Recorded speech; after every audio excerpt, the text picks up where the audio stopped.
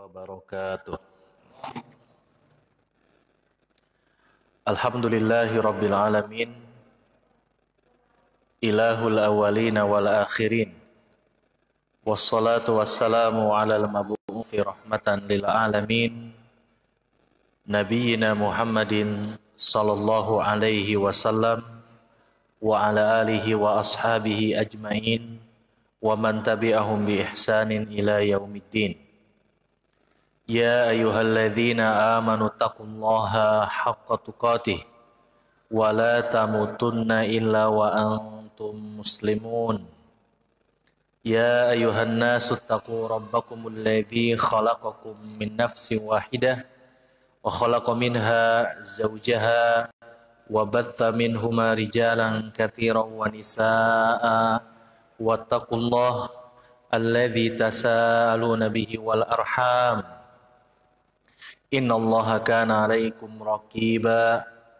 Ya ayyuhalladzina amanu taqullaha wa qulu qawlan sadida yuslih lakum a'malakum wa yaghfir lakum dhunubakum wa may yuti'illaha wa rasulahu faqad faza fawzan 'azima. Amma ba'du. Fa in asdaqal hadithi kitabullah wa khairal hadyi hadyu Muhammadin sallallahu alaihi wasallam wa syarrul umuri muhdatsatuha fa inna kulla muhdatsatin bid'ah wa kulla bid'atin dhalalah wa kulla dhalalatin finnar. Ikhwatal Islam, jamaah kajian Masjid As-Sahabah, Bapak, Ibu, ikhwah wa akhwati fillah, rahimani wa rahimakumullah. Alhamdulillah, puji syukur kita panjatkan kepada Allah Subhanahu wa taala atas limpahan taufik, inayah dan kudrohnya. Di kesempatan malam Jumat kali ini kita dapat bertemu kembali di tempat yang mulia ini untuk tafaqquh fiddin, untuk memakmurkan salah satu rumah Allah Subhanahu wa taala. Salawat salam semoga terlimpah kepada Nabi Muhammad sallallahu alaihi wasallam, kepada keluarga, kepada sahabat-sahabatnya, dan semoga kepada kita sebagai umatnya. Di kesempatan malam hari ini kita akan melanjutkan pembahasan Kitabul Adab karya Syekh Fuad bin Abdul Aziz Asy-Syalhub hafizahullahu taala. Kita sudah masuk bab yang ke-6. Pada pertemuan yang lalu kita sudah menuntaskan bab yang ke-5 berkaitan dengan ziarah. Adabuz ziarah. Adab-adab dalam berkunjung. Nah, di kesempatan malam hari ini kita akan masuk dalam judul Babu Adabi Ad-Diyafah. Bab tentang adab-adab bertamu. Kita sudah berikan mukadimah tentang bab yang ke-6 ini di kajian yang lalu, kajian malam Jumat yang lalu. Tamu.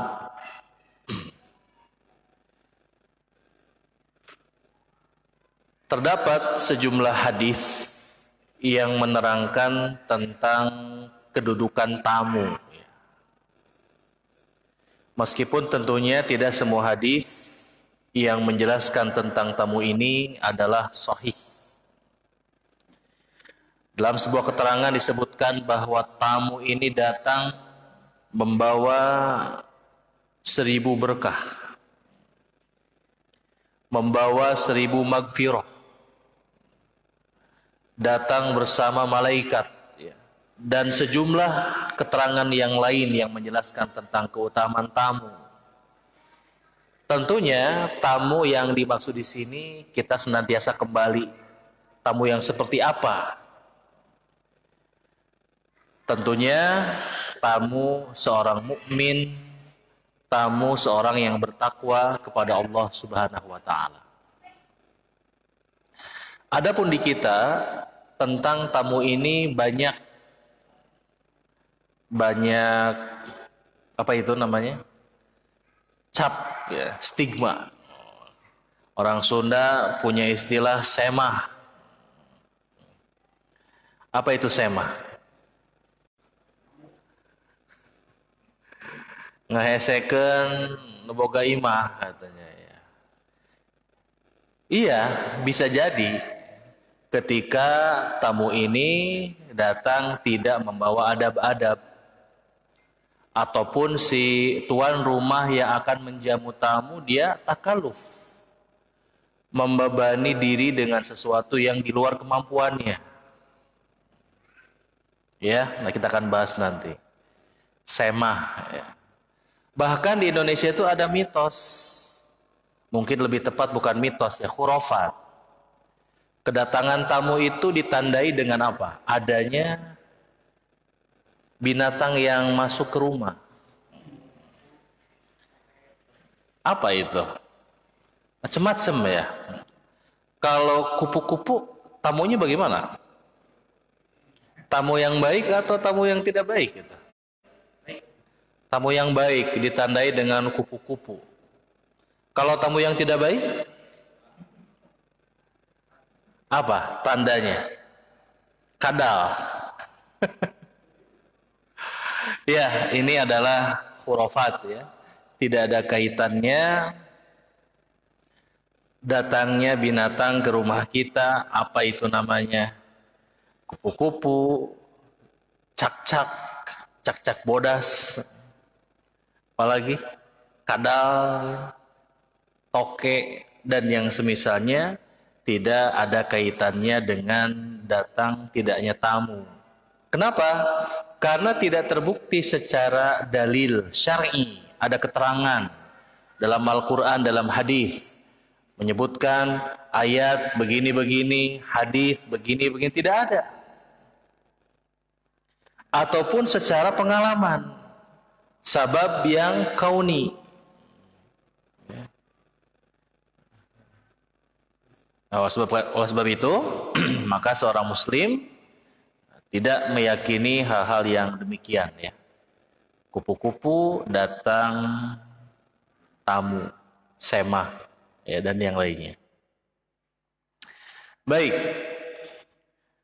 Telah kita jelaskan di pertemuan yang lalu tentang dua dalil yang dibawakan oleh muallif tentang menjamu tamu. Yang pertama firman Allah Subhanahu wa taala ketika menjelaskan tentang Nabi Ibrahim alaihissalam.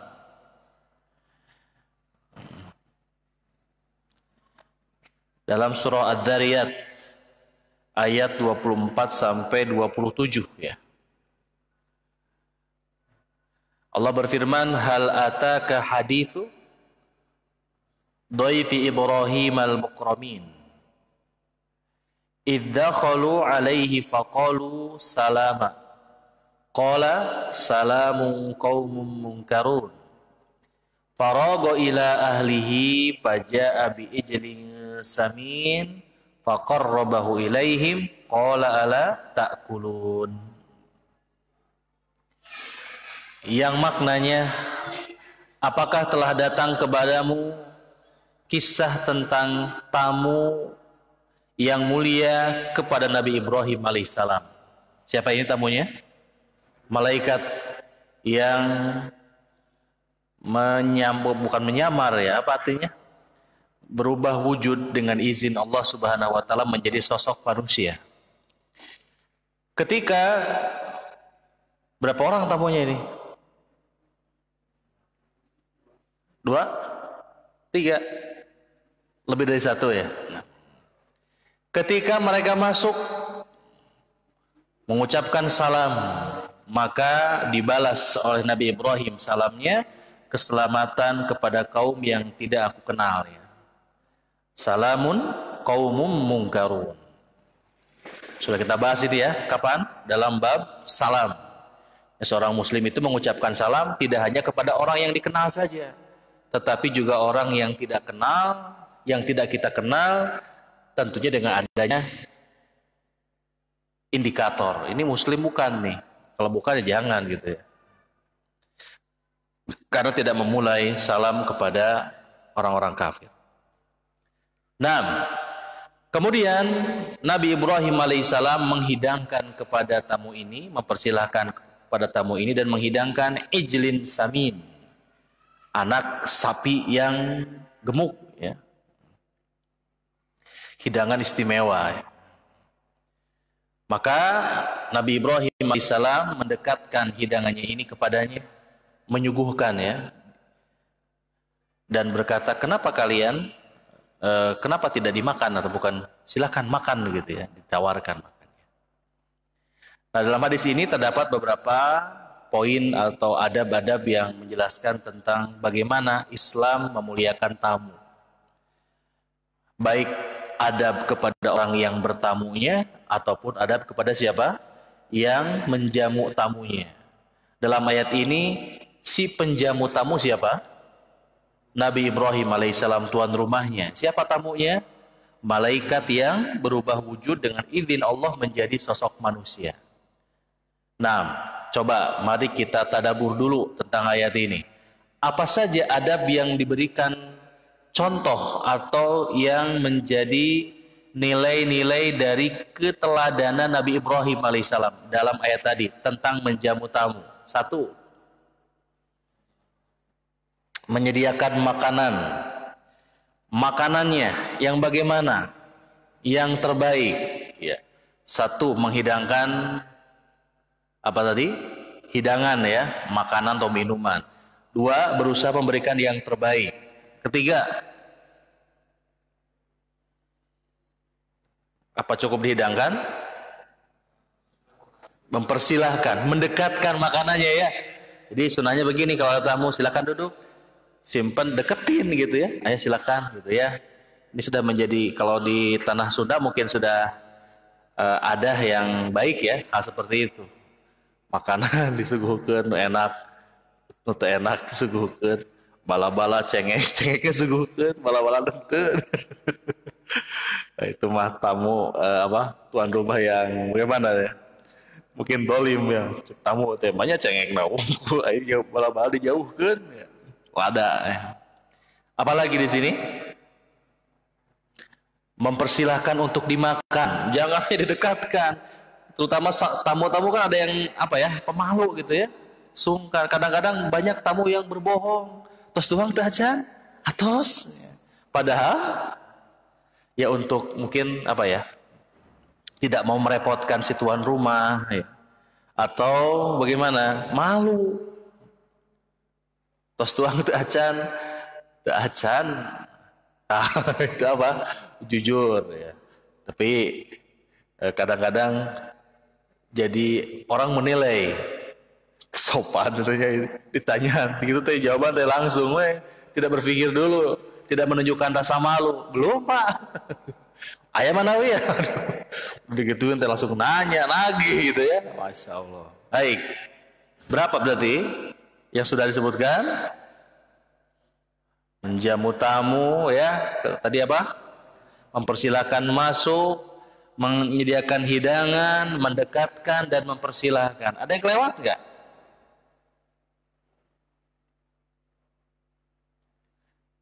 Ketika malaikat masuk mengucapkan salam, dibalas nggak salamnya? Iya, berarti menjawab salam, ya. Menjawab salam si tamu yang datang ke rumah kita. Nah, kemudian ada bagi si tamu dalam ayat ini kira-kira apa saja nih? Setelah kita tadabburi, ya.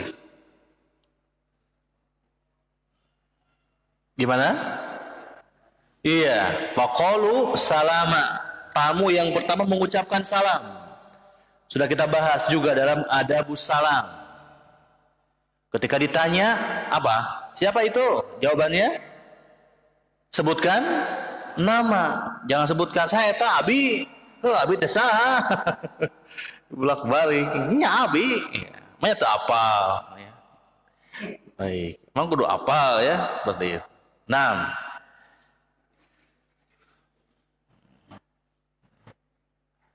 tamu ketika disodorkan hidangan, makan atau tidak?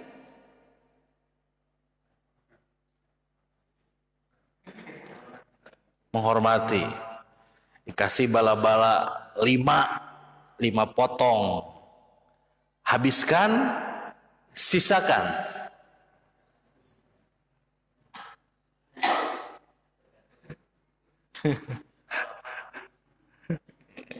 Nyungkeun deui. Pak, telepat teh namung 5. Abdi mah kirang 5 teh eta. Saya mah itu ya. Nah, ya. Nanti kita akan jelaskan. Kalau minuman habiskan. Kalau makanan habiskan ya. Kalau minuman biasanya kalau ada sisa, suka diminum nggak sama si tuan rumah? Dibuang, sayang kan? Dibuatkan kopi 1 gelas, ternyata hanya diminum seteguk saja, terus sisa banyak. Dikemanakan tuh airnya? Dikemanakan? Dibuang, ya. Rata-rata dibuang. Jarang diminum, apalagi musim corona begini ya. Wah, jangan ya. Saya teringat ada sebuah kisah itu ya, ada seorang alim ketika bertamu itu ke rumahnya disediakan air banyak tamunya, tapi rata-rata tamunya tidak menghabiskan air minumnya, kebetulan disuguhkan air putih, ciherang. Diminum sayang, bukan sayang, bilih enak naon gitu nya, bilih penyakit gitu, akhirnya dimasukkan ke bak mandi ya. Buat apa? Buat mandi. Jadi habiskan ya kalau minuman. Kalau makanan sepertinya tergantung juga ya. Kayak buah-buahan mungkin salak itu nggak dihabiskan semua juga masih bisa diengkekkan gitu, dinantikan. Baik, itu ya. Itu dalam surat Adz-Dzariyat. Sekarang beralih kepada hadis yang kedua atau nas yang kedua yang sudah kita bahas juga. Yaitu sabda Nabi SAW yang diriwayatkan oleh Imam Bukhari dan Imam Muslim, man kana yu'minu billahi wal yaumil akhir fal yukrim fal yakul khayran aw liyasmut, wa man kana yu'minu billahi wal yaumil akhir fal yukrim dhaifahu, wa man kana yu'minu billahi wal yaumil akhir fal yukrim jarahu. Siapa yang beriman kepada Allah dan iman kepada hari akhir, hendaklah dia berkata yang baik atau diam. Barang siapa beriman kepada Allah dan beriman kepada hari akhir, hendaklah dia memuliakan tamu. Barang siapa beriman kepada Allah dan kepada hari akhir, hendaklah dia memuliakan tetangganya. Ya, begitu. Cukup jelas. Berdasarkan hadis ini, maka hukum menjamu tamu itu apa? Wajib, sunnah, mubah, makruh, haram. Atau tergantung tamunya. Ada tamu yang wajib, ada tamu yang sunnah, ada begitu? Tamu yang wajib bagaimana? Tamu yang mau nagih hutang. Wajib? Wajib dia apa? Wajib diterima atau wajib? Wajib dibayar hutangnya ya. Nah, ya hukum asalnya berdasarkan hadis ini bahwa menjamu tamu itu hukumnya wajib ya. Tetapi tentunya dengan apa? Dengan memperhatikan adab-adab yang ada. Ya, kita masuk ya. Adab yang pertama sudah kita bahas kemarin, yaitu memenuhi undangan. Saya mengatakan ijabatu dakwah, wajib memenuhi undangan. Dan undangan yang dimaksud di sini undangan apa? Undangan walimatul urs, undangan walimah pernikahan. Itu pun dengan apa? Dengan banyak syarat. Syekh Muhammad bin Shalih Al-Utsaimin menyebutkan tentang syarat-syaratnya ini. Pertama, bagaimana katanya? Orang yang mengundangnya itu adalah orang yang tidak sedang dihajar. Orang yang mengundangnya orang yang bukan sedang diboikot.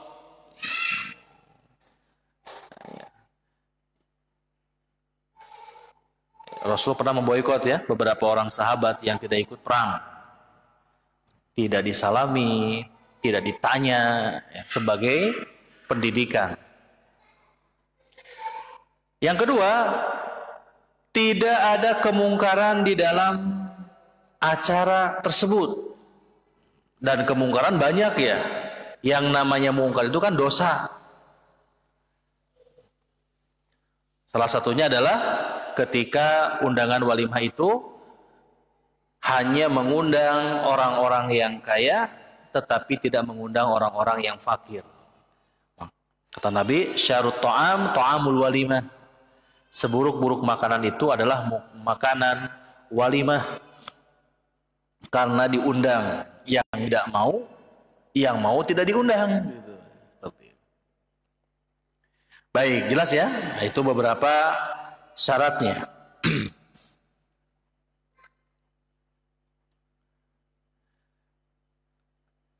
Dua,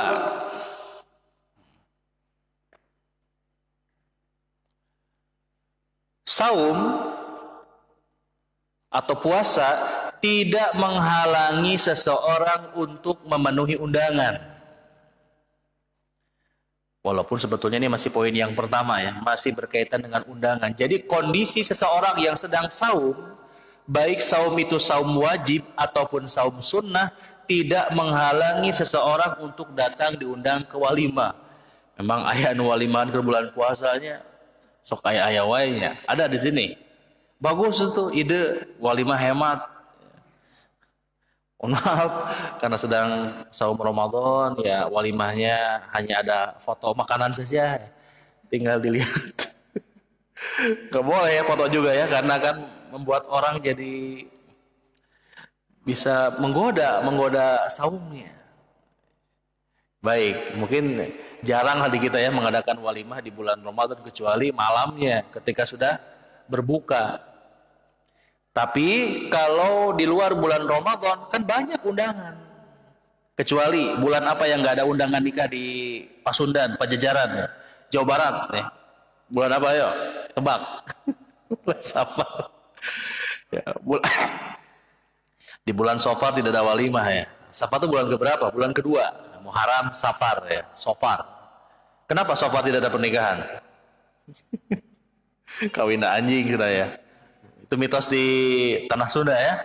Jadi bulan Safar itu ada bulan nikahnya gogok ya. Jadi manusia jangan nikah.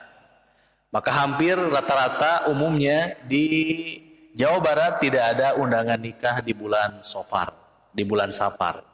Karena ada anggapan seperti itu. Padahal hakikatnya tidak ada ya. Dalam Islam bulan-bulan yang terlarang kita untuk menikah. 12 bulan dalam setahun, dari mulai Muharram sampai Dzulhijjah itu boleh melakukan nikah, mengadakan akad nikah dan mengadakan walimah. Nah, mana dalilnya bahwa orang yang sedang saum kemudian diundang maka dia datang ke undangan tersebut? Kata Nabi Shallallahu Alaihi Wasallam dalam hadis yang diriwayatkan oleh Imam Muslim, beliau mengatakan, "Idza du'iya ahadukum falyajib." Kalau salah seorang di antara kalian diundang, maka penuhi undangan itu.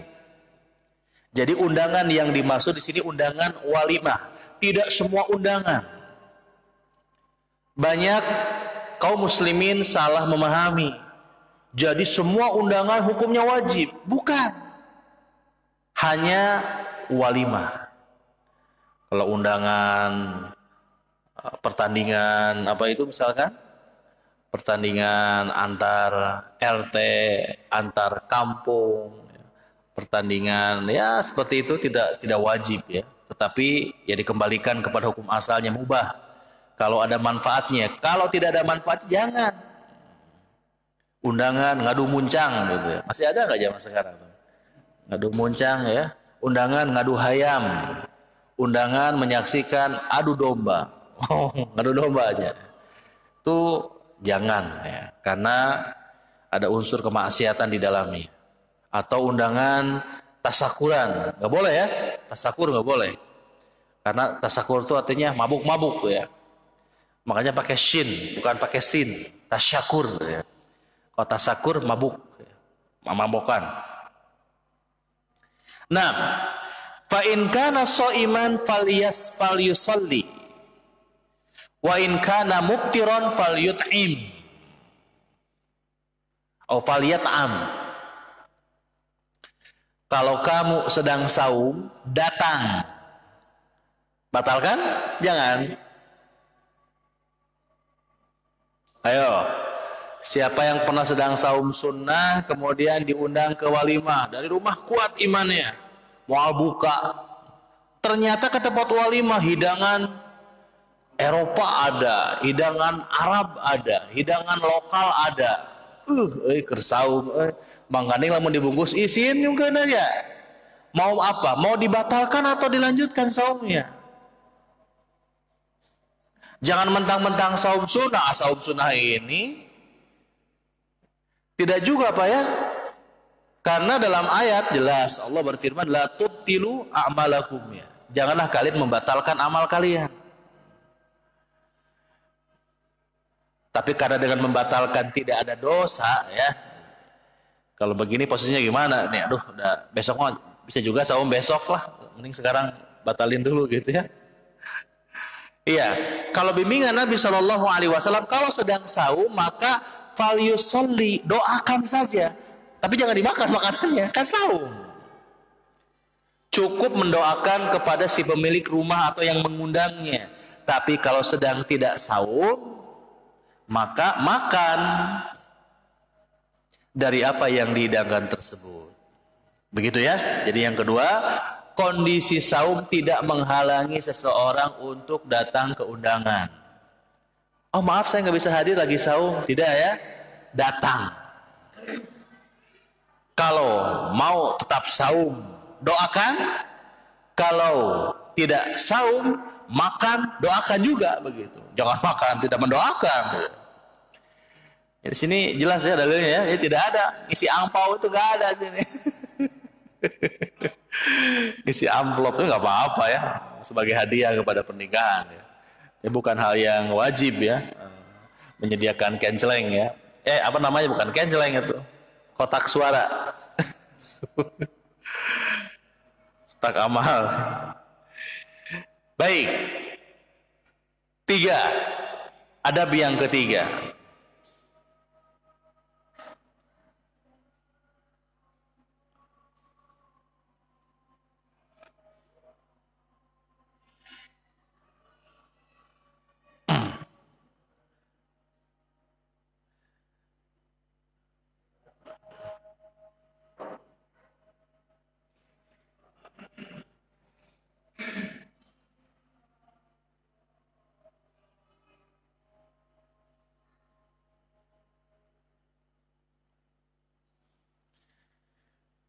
Di rumah pas buka pintu ada undangan, tapi nggak ada namanya. Datang jangan. Atau salah nama. Ke rumah saya datang undangan atas nama Bapak Tony Abu Musa.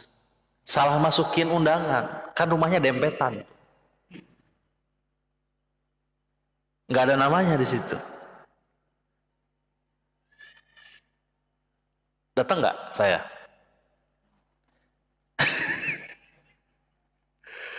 Ya, ada undangan ke rumah kita tapi nggak ada nama kitanya nggak ada gitu.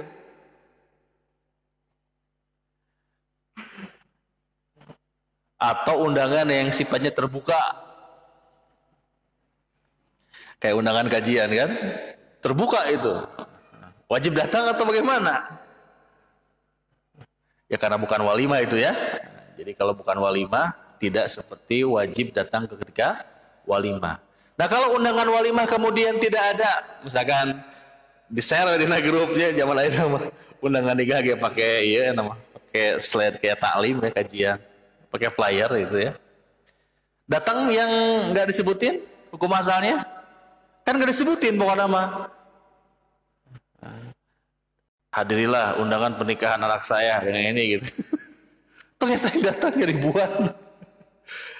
Jadi undangan yang sifatnya tidak menentukan, tidak mentakyin nama gitu ya. Hukum asalnya bagaimana kata beliau? Maka tidak wajib untuk datang. Atau undangan tidak ada namanya. Datang nggak ya? Ada nggak ada teh nami abi ya? Sementara yang sebelah ada namanya. Lihat undangannya. Iya, punya antum ada namanya tuh. Nama saya tuh. Sit. Nah, ini nggak ada, polos. Atau lupa ketempel gitu. Maka hukum asalnya tidak wajib datang. Meskipun secara korinah jika nama itu lepat atau napi hilap, masa nama abdi gitu. Jadi begitu ya. Undangan yang menggunakan bitokoh kata saya di sini yang dibagikan tetapi tidak langsung si yang mengundang dengan yang diundang itu bertemu, maka ini hukum asalnya tidak wajib untuk didatangi. Kecuali yang tadi sudah ada namanya atau undangan dengan pesan khusus pakai WA dan seterusnya. Baik. Keberapa sekarang? 4. Kelima, 4 ya. Saya tambahkan menguatkan kata saya ikramu dhaifi wajibun. Memuliakan tamu itu wajib.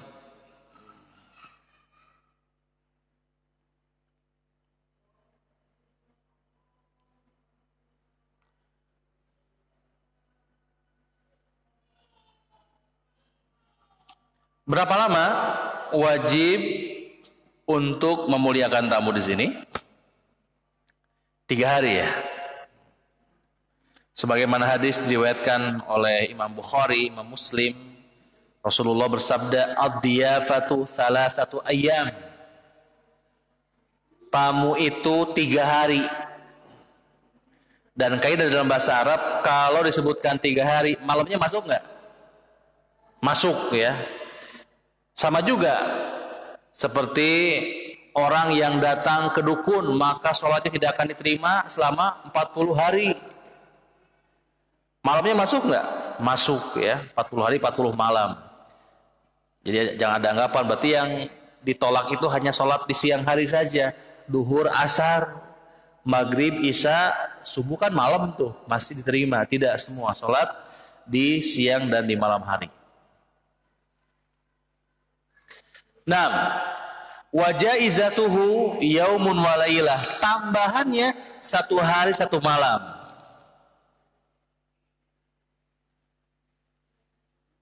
Atau pemberiannya ya.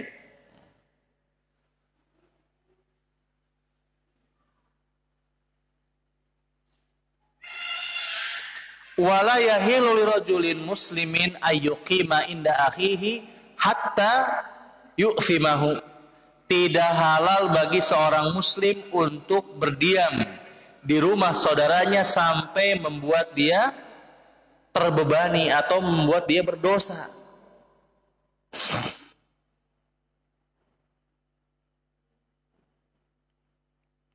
Para sahabat bertanya, "Ya Rasulullah, wa kaifa yu'fimahu?" Qala yuqimu indahu wa la syai'a lahu yuqarribuhu ilaih.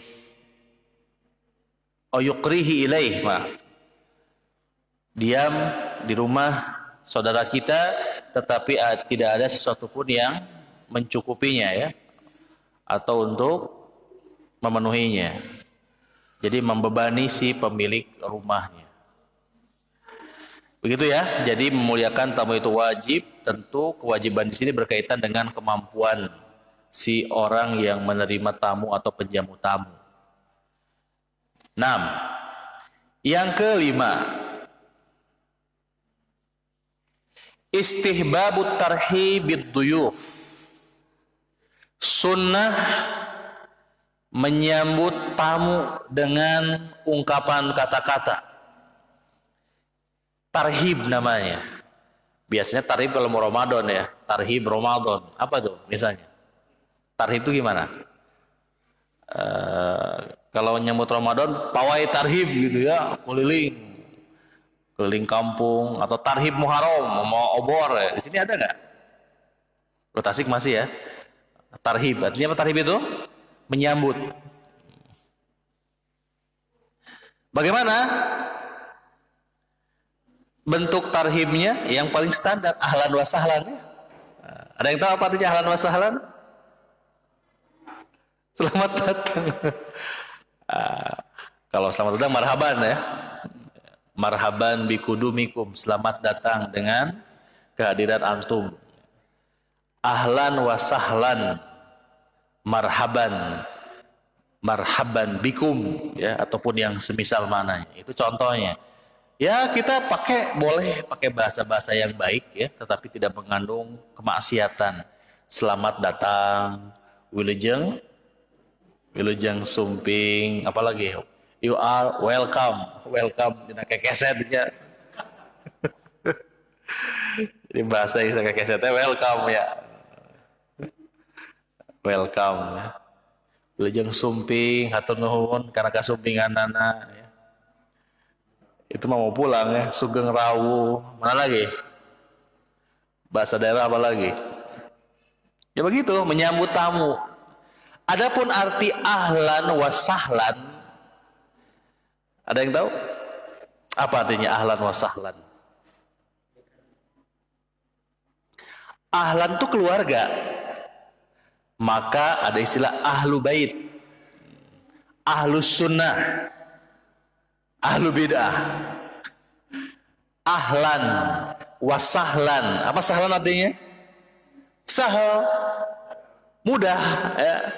Kata salah seorang, jadi ahlan wa sahlan itu lengkapnya begini, asbahta ahlan wa sahlan. Apa artinya ya?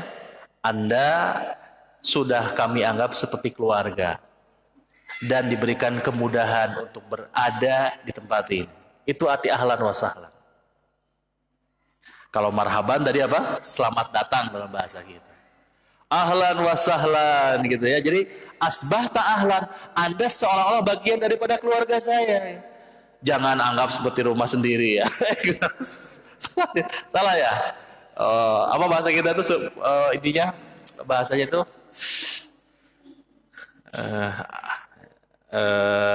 ya anggap saja di rumah sendiri gitu ya. Nah, itulah mungkin saking bahagia dengan kedatangan tamu. Asbahta ahlan wa sahlan. Ya, sebagaimana Nabi Shallallahu Alaihi Wasallam dalam hadis terangkan, ketika datang utusan dan Abdul Qais, Nabi berkata, marhaban bil wafdil ladzina ja'u ghaira huzaya wala nadama. Selamat datang kepada utusan dari Abdul Qais yang datang tanpa kehinaan dan tanpa penyesalan. Ya, dipujilah gitu ya.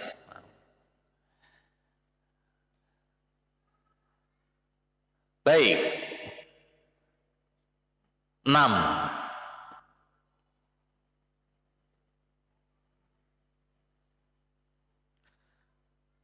Pernah kita diundang, lalu kita ngajak teman kita yang gak diundang. Pernah nggak? Sering. Insya Allah. Besok diundang oleh Yayasan Darus Sahabah, ada haflah ihtitam ya. Gak tahu ditayin nggak siapa aja yang diundang atau di grup ya. Jadi boleh datang siapa aja ya. Misalkan disebutkan itu undangan khusus yang ada di grup WA-nya Darus Sahabah misalkan. Saya nggak masuk bawahnya. Ayo antum ikut, saya mau nggak diundang. Nah, boleh nggak kita ngajak? Wah, ayolah ikut aja gitu. Boleh nggak? Nah, boleh, tapi ada syaratnya. Nanti pas ketemu sama yang mengundang, tanya, ini teman saya nggak diundang, boleh ikut datang nggak? Kalau boleh diizinkan, boleh datang. Kalau nggak diizinkan, pulang dia. Tanya dulu kepada yang mengundangnya. Misalkan ada dan nih mau apa ya, undangan pernikahan. Pernikahan putrinya mungkin insya Allah nanti jaga gitu ayah. Nah, diundang si A, ternyata si A bawa si B. Maka kewajiban si A membawa si B ke adat dulu nih. Tanya nih, Ini teman saya nggak diundang si A. Sekarang saya bawa, sok sekarang keputusan ada di si pengundang. Mau diizinkan datang atau disuruh pulang? Budaya timur ya, budaya timur pasti ya silakan aja lah. Kalau budaya orang lain mungkin tak saya mah ngundang balik itu. Komodi eta teh mantan dia, naon dia mantan ya. Mantan saingan gitu ya. Ya, baik. Nomor 6 ya. Madza yaqulu dhaifu idza tabi'ahu man lam yud'a. Apa yang dikatakan kepada tamu ketika diikuti oleh orang yang tidak diundang?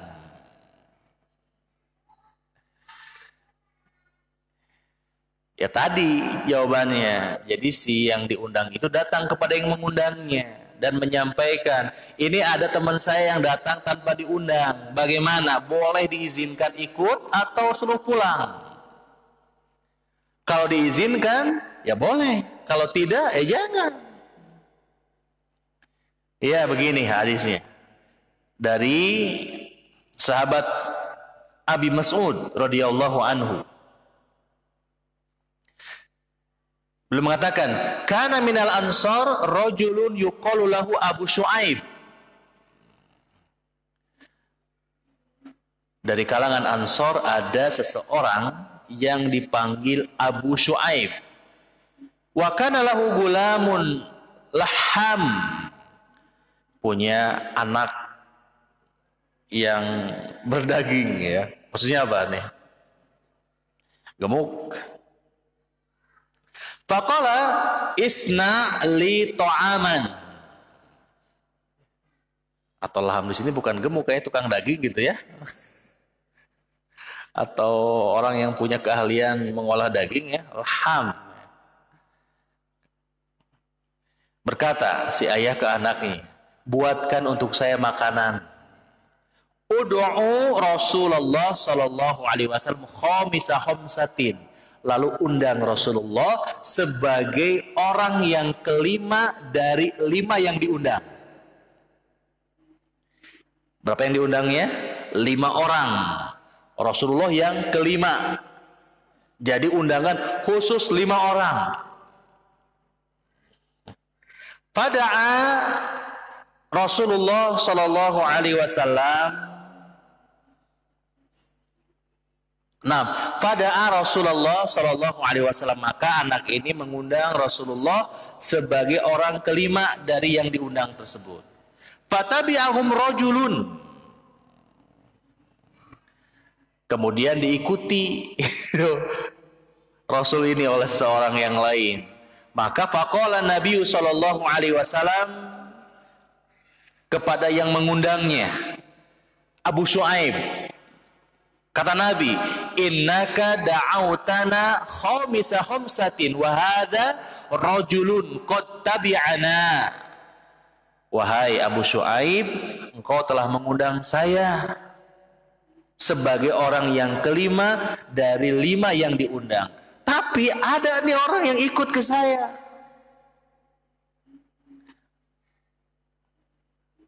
Fa in syi'ta adzinta lahu wa in syi'ta taraktahu. Kalau Anda mengizinkan maka ikut jadi orang yang ke-6 dalam undangan ini ya. Tapi kalau kamu tidak mengizinkan, tinggalkan saja. Balik lagi. Bagaimana kata Abu Syuaib? Qala bal adzintu lahu. Sungguh aku telah mengizinkannya. Jadi yang ngikut ini diizinkan. Jadi klarifikasi dulu ya. Makanya antum ya, kalau ke undangan bawa istri gak? Bawa anak gak? Tanya itu. Kecuali dalam undangannya misalkan Rizal dan keluarga. Tanya lagi, keluarga yang mana ini? Apakah keluarga inti? Keluarga besar? Keluarga inti ya. Difahaminya keluarga inti. Ya, istri, anak gitu. Pembantu keluarga? Secara teori sosiologi bukan ya. dalam tanda kutip. Jadi nggak usah dibawa. Datang undangan hiji, sumping bus, ini keluarga saya. Oh jangan salah, istri saya. Ya, Masya Allah ya. Ya makanya hati-hati. Nanti di koclok katanya. Lamun undangan tadi kocloknya di bawah sedayana. Karunya tuh tuan rumah nanya. Baik ya, jadi kalau tidak diundang, ikut tanya dulu kepada yang mengundangnya. Saya mau ini, ada yang mau saya bawa, boleh enggak? Nah, begitu ya, itu adab. Adab dari siapa? Dari Islam yang mengajak. Biar nanti yang mengundangnya juga tidak kaget, yang diundang tidak sungkan. Ya tapi ini insya Allah ya sudah dikenal ya.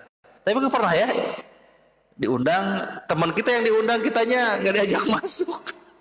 Kamu tunggu ya di tempat parkir. Pernah begitu nggak? Saya ini ada undangan walimah ya, kamu tunggu dulu luar ya.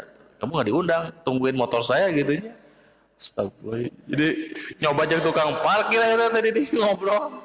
Nah, tegala buat Pak, tadi ulama bima. Oh, sebenarnya karunya. Baik, yang ke-7.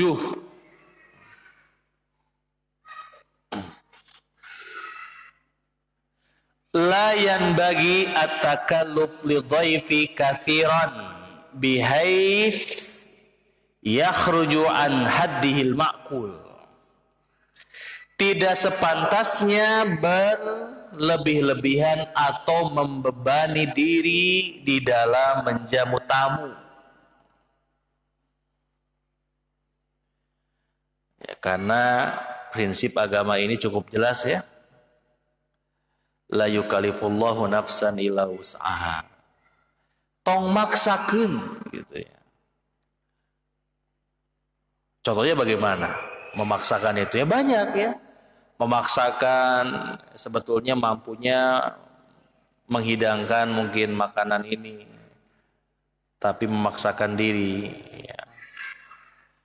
Tidak takaluf sampai kata Syekh keluar dari batasan yang masuk akal.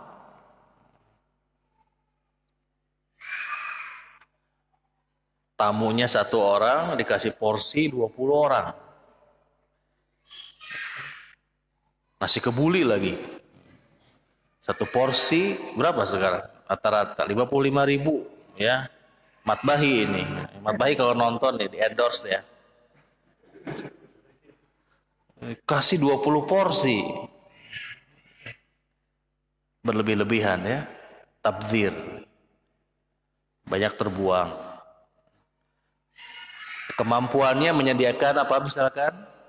Daging entog. Yang nonton dari mana nih? Dari Nendet, Masjid Imam Syafi'i Cisayong. Entog ya.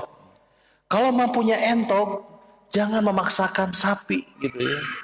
Biar sapi itu yang punya kandang sapi di Ciawi. Ayo Kak Irfan ya, nonton juga nih. Begitu ya. Jangan memaksakan diri.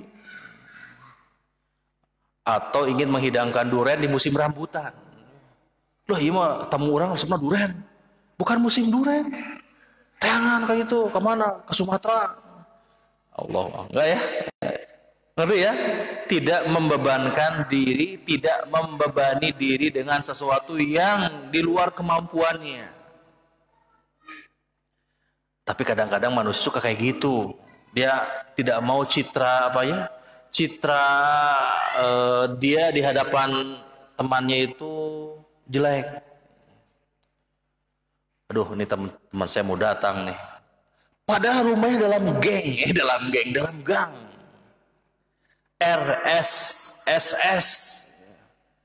Tapi karena mau apa? Mau datang tamu, dia cari kontrakan di perumahan berbintang 5 ya. Ya nanti gaya-gayaan ya di rumah ya. Itu kan rumahnya kontrak. Sebulan atau seminggu misalkan. Atau ya biar gaya hubungi rental mobil. Pak, abi rental mobil opat jajarkeun gitu ya. Oh, pas tamu datang, oh silakan antum mau pakai mobil yang mana ya? Ini Masya Allah. Ada apa mobil apa? ada Strada apa ya? Ada SS, ada apa lagi? Honda Jazz, ada Afifi ya. Itu mobil yang paling menjaga diri ya, Afif ya. Afifi ya. Ya, tamunya sok pilih mana, oh memuliakan tamu gitu ya. Ternyata kalian tahu semua. Pasti bayar. Ya alamiah saja hidup Maya, alamiah saja. Punya carry ya sampaikan saja, saya punya carry ya. Gak usah bagaimana? Iya mungkin maksud hati bagus ya, ingin memuliakan tamunya, tapi di luar kemampuan. Jadi ya capek sendiri. Atau biasa makan TO ya, kalau ada tamu, ini mah wah saya pengen ditraktir di mana ya, di rumah makan mana yang paling mahal di Ciamis? Hah? Rumah makan yang paling mahal itu di mana di Ciamis? Ada? Ciimi, Ciimi. Ciaya, ya? Masya Allah. Gimana Pak? Sabu-sabu ya, makanan Jepang Pak ya. Biasa TO ya, tamu gaya-gaya nih, sabu-sabu. Biasa lagi Torabika gitu ya, ya Starbucks. Ya. Ya, tamunya nggak tahu diri juga ya, Starbucks ya. Sebut merek ya, nggak boleh ya. Mohon maaf ya. Lanjut, yang ke berapa sekarang? 7, 8. Ad-dukhul bi'idnin wal insiraf ba'dal firaq minat ta'am. Masuk dengan izin. Pulang setelah selesai makan. Jadi ada tuh SMP itu ya. Antum deh. Itu SMP itu ada nih keterangan syar'inya ya. Jangan pulang sebelum makan. Iya, sudah makan pulang. Jadi makan dulu baru pulang.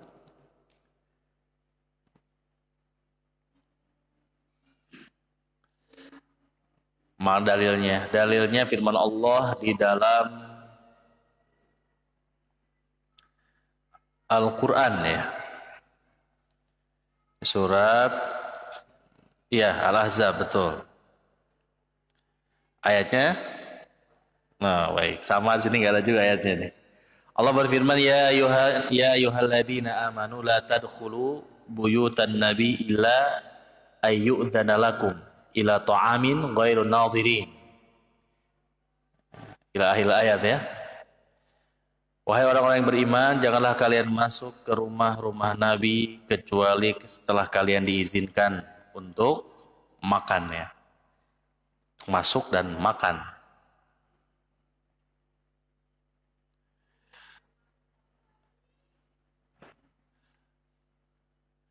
Innahu walakin idza du'itum fadkhulu fa idza ta'imtum fantashiru wala musta'nifin li hadithin.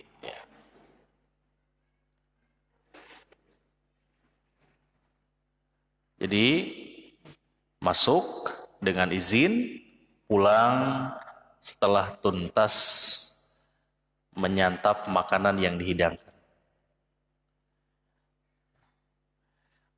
Di dalam kitab Al-At'imah itu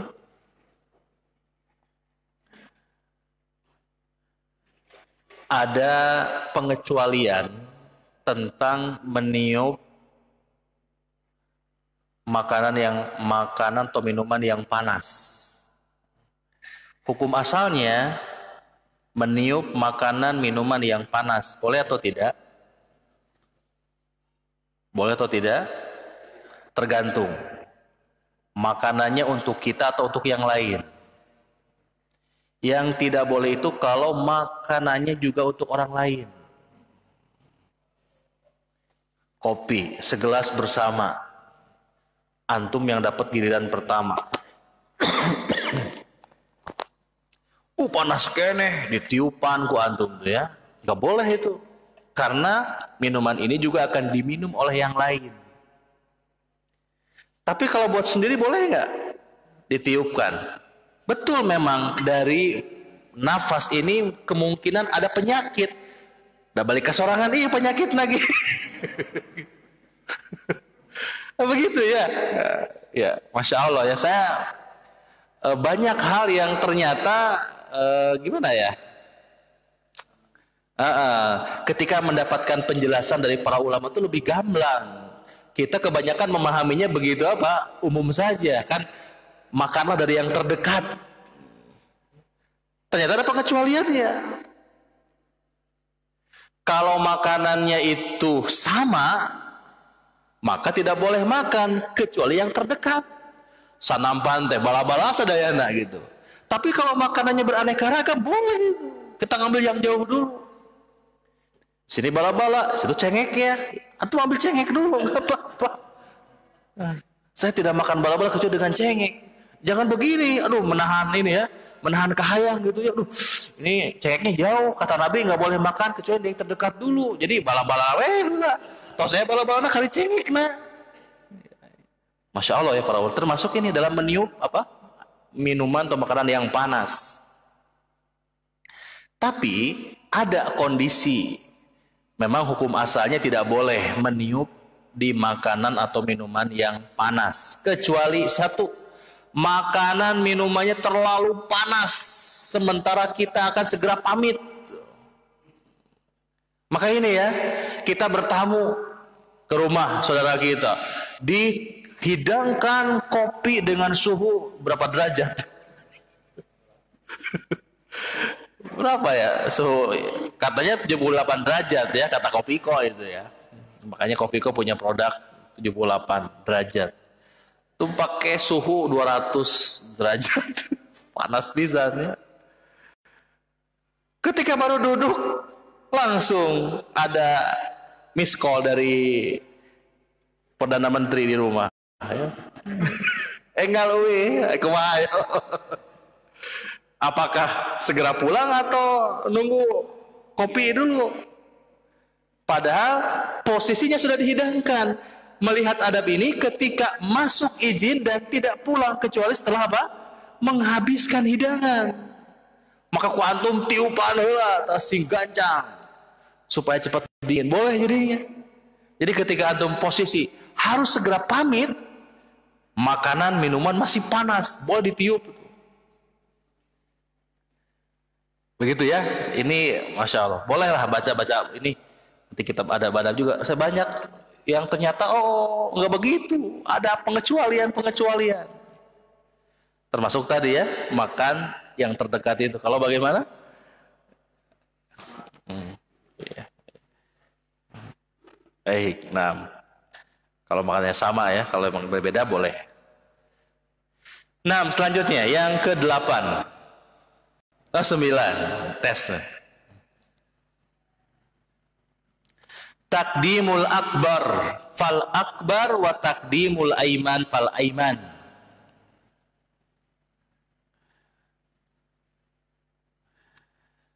Jadi bagi orang yang kedatangan tamu, hendaklah memulai memuliakan dari orang yang paling akbar, paling besar.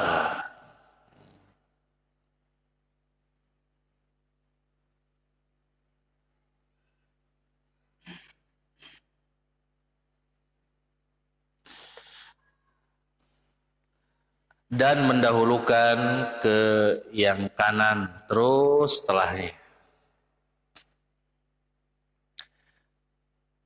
Akbar di sini para ulama berbeda-beda pendapat ya.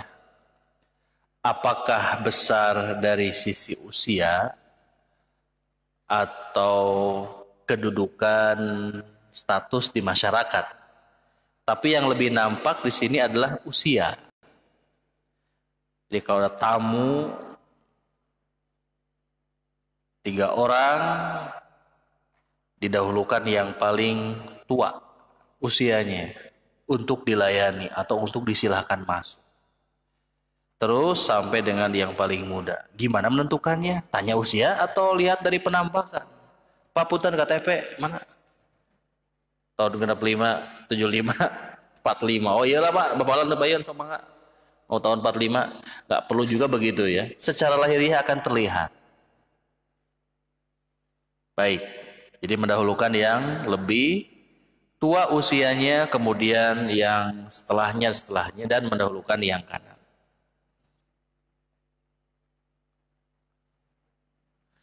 Nabi Shallallahu Alaihi Wasallam bersabda tentang memuliakan yang tua ini. Beliau mengatakan, man lam yarham sogirona wa ya'rif haqqa kabirona falaysa minna. Siapa yang tidak menyayangi yang lebih muda di antara kami dan tidak mengetahui hak orang-orang yang tua di antara kita, maka dia bukan bagian daripada kami. Jadi ini ya, Masya Allah, Islam sunnah mengajarkan kepada kita, ke yang lebih kecil itu menyayangi, ke yang lebih tua bagaimana? Menghormati, mengagungkan dengan kedudukannya.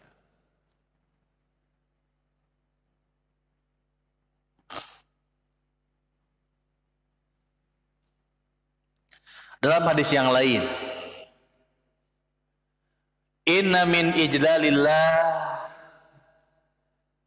sesungguhnya termasuk pengagungan yang Allah berikan adalah ikrama dzi syaibah al-muslim, memuliakan seorang muslim yang sudah ada syaibah. Apa syaibah itu? Putih di rambut. Kita menyebutnya huis. Betul?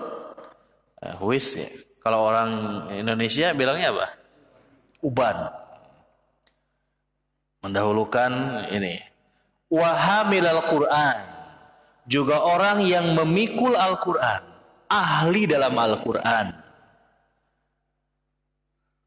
Ghairul ghali fihi wal jafi anhu wa ikramadhi sultah al-muqsid, juga memuliakan pemimpin yang adil. Itu yang dimuliakan oleh Allah Subhanahu wa taala kedudukannya. Nah, adapun tentang mendahulukan yang kanan ketika memberikan hidangan, ya ini ma'ruf ya. Ada air, aqua, ya kita kasih ke sebelah kanan. Ini posisi saya ya, tamunya melingkar misalkan atau duduk di meja. Sini 1, 2, 3, 4, 5. Jadi kanan dengan tinjauan si orang yang memuliakan tamunya. 6, 9, 10.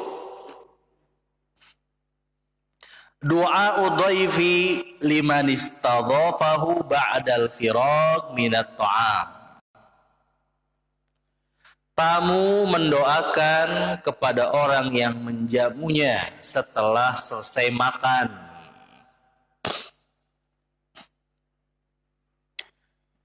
Tamu mendoakan tuan rumah.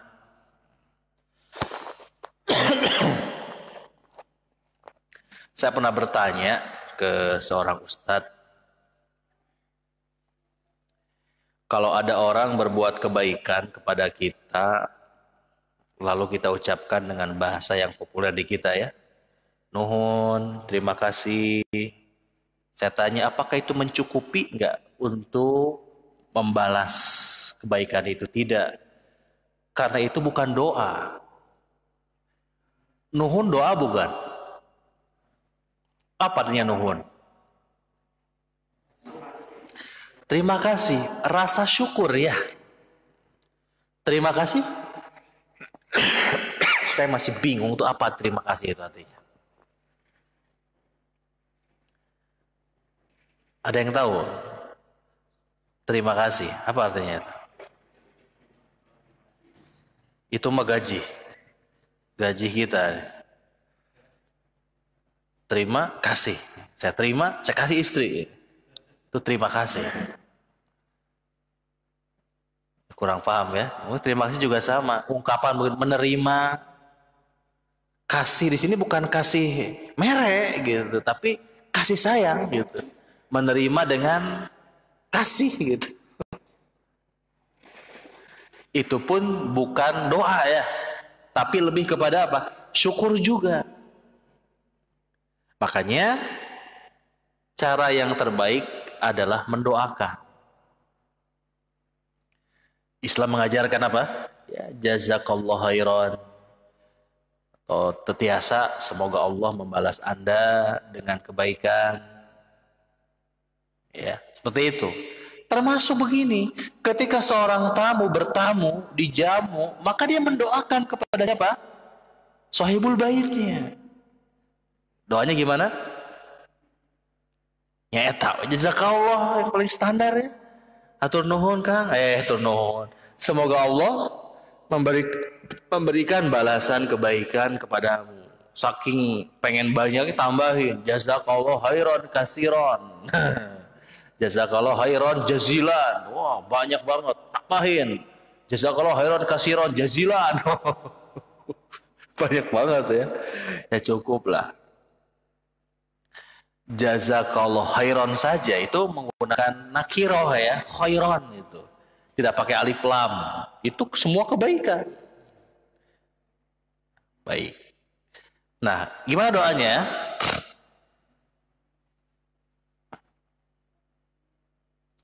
Ketika Nabi dalam sebuah hadis dari Anas, Nabi Shallallahu Alaihi Wasallam datang kepada Sa'ad bin Ubadah. Lalu Sa'ad bin Ubadah menghidangkan kepada Nabi roti dan minyak. Fa'akala, kemudian Nabi menyantap makanan tersebut. Thumma qala Nabi sallallahu alaihi wasallam, kemudian Nabi mendoakan berkata, "Aftara indakumus shaimun wa akala ta'amakumul abrar wa shallat alaikumul malaikah." Telah berbuka di sisimu orang-orang yang saum. Telah makan di tengah-tengahmu orang yang baik, semoga malaikat mendoakan kepadamu. Atau hadis yang lainnya, riwayat Muslim. Insya Allah langsung hafal ya. Gimana doanya kalau kita dijamu sama saudara kita? Allahumma barik, barik. Allahumma at'im man at'amana waski man asqani atau waski man saqona. Ya Allah, berikan makan kepada orang yang telah memberikan makan kepadaku, berikan minum kepada orang yang telah memberikan minum kepadaku. Gitu doanya ya.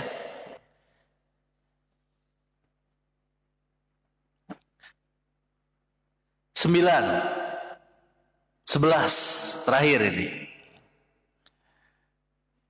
11. Istihbabul khuruj. Khuruj ya. Istihbabul khuruj ma'adhaifi ila babidar. Disunahkan keluar mengantar tamu sampai pintu rumah. Pintu yang mana? Pintu yang terdepan. Dijajab ya tamunya. Jangan disuruh pulang sendiri.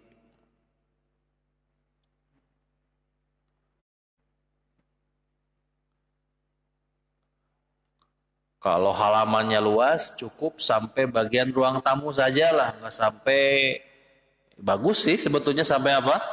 Sampai halaman. Tapi kalau halamannya 5 hektar, karena di rumahnya perkebunan gitu ya. Aduh, habis jajab, tamunya pakai mobil, atau jalan kaki ya, pulangnya. Baik.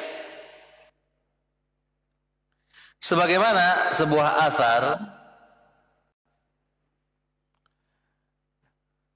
Zara Abu Ubaid Al-Qasim bin Salam.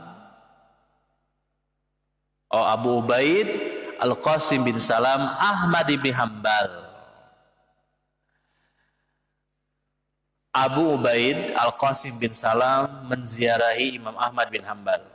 Qala Abu Ubaid, berkata Abu Ubaid, falamma aradtu al-qiyam qoma ma'i. Ketika aku hendak bangun, beliau berdiri bersamaku. Qultu la taf'al ya Aba Abdillah. Kata si tamu itu Abu Ubaid, Jangan engkau lakukan hal ini wahai Abu Abdillah. Jangan ikut berdiri maksudnya ya. Jadi ketika mau pulang sudah nggak usah diantar gitu. Faqala berkata Imam Ahmad, qala Sya'bi berkata Imam Sya'bi, min tamami ziyarati zair an tamshiya ma'ahu ila babid dar wa ta'khudhu birukabihi. Di antara kesempurnaan ziarahnya seorang zair, berkunjungnya seorang tamu, adalah dengan mengantarnya si tamu itu sampai pintu rumah atau sampai dia mengambil kendaraannya, sampai mengambil tunggangannya. Kalau kita mungkin motor ya, dan sejenisnya. Jadi mengantar, jangan dibiarkan tamu sungkan pulang sendiri, apalagi kalau rumahnya besar. Rumahnya seperti istana, siapa itu? Raja-raja hari ini. Diantar sampai pintu gerbang, perbatasan rumah dengan halaman. Atau sampai dia menunggang mengambil kendaraannya. Ya, selesai sudah. Bab yang ke-6 dari kitab ini berkaitan dengan adab-adab seputar menjamu tamu atau adab-adab tamu. Insya Allah di pertemuan yang akan datang kita akan bahas tentang adabul majalis, adab-adab seputar majelis, adab kongkow. Siapa itu? Ada ustadz yang menjelaskan tentang adab kongkow. Kongkow itu bahasa apa ya? Kongkow itu bahasa Cina. Oh gitu, kongko ya, bahasa Cina. Bahasa orangnya apa, Pak? Nongkrong, nongki. Anak nongki ya, nongki ya. Ada bermajlis. Ya, demikian yang bisa disampaikan malam hari ini. Mudah-mudahan memberikan faedah untuk kita semua. Jazakumullah khair atas perhatian, mohon maaf atas segala kekurangannya. Wassallallahu ala nabiyyina wa ala alihi wasallam. Alhamdulillah, wassalamualaikum warahmatullahi wabarakatuh. Ya.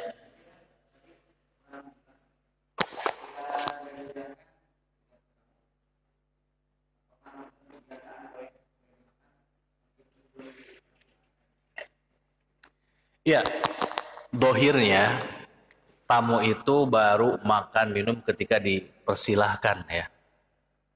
Ketika dipersilakan oleh si tuan tamu. Itu diantara kesempurnaan adab. Adapun tamu yang belum dipersilakan, baru dihidangkan, misalkan yang mau dihidangkannya banyak ya, ada roti, ada kue, ada kopi, cuma si tuan rumah sedikit-sedikit bawanya gitu. Bawain rotinya dulu, dia balik lagi ke dalam mau ngambil. Kita sudah serobot duluan. Acan Pak. Ya itu kurang adab ya Pak ya. Hukum asalnya sih ya tidak sampai haram ya, tapi ini ya, sebuah akhlak yang tercela ya. Ketika dihidangkan tapi belum dipersilahkan. Ya hukum asalnya memang tuan rumah sudah dengan dihidangkan sudah ada Sudah ada izin secara sikap ya. Kan nggak mungkin cuma ditongtonin doang. Nah, tapi karena belum diidikan ya sebaiknya tidak. Ya walaupun tadi tidak sampai haram ya ketika seseorang menyantap karena sudah ada itikad dari si sahibul bait untuk menghidangkan makanan tersebut. Kan bilih kieu gitu nya. Dihidangkeun sedikit-sedikit. Bala-balana heula mana cengek nah itu. Nanti cengeknya putaran kedua datang. Belum datang cengek sudah habis sama kita bala-balanya. Ya kadon cengekna, ayo kumaha? Aduh, sosok saya bala-balana, tamih itu bala-balana, itu kan kirang sopan ya. Ada pula yang mengatakan dengan mengembalikan dengan kebiasaan, Pak ya. Urufnya bagaimana gitu? Uruf kebiasaan masyarakatnya. Ya kalau urufnya memang tidak perlu, persilahkan ya. Tidak masalah ya, meskipun tadi adab yang terbaik adalah menunggu dihidangkan berdasarkan kisah Nabi Ibrahim alaihissalam ketika mempersilahkan pada tamunya. Gitu Pak ya, wallahu a'lam.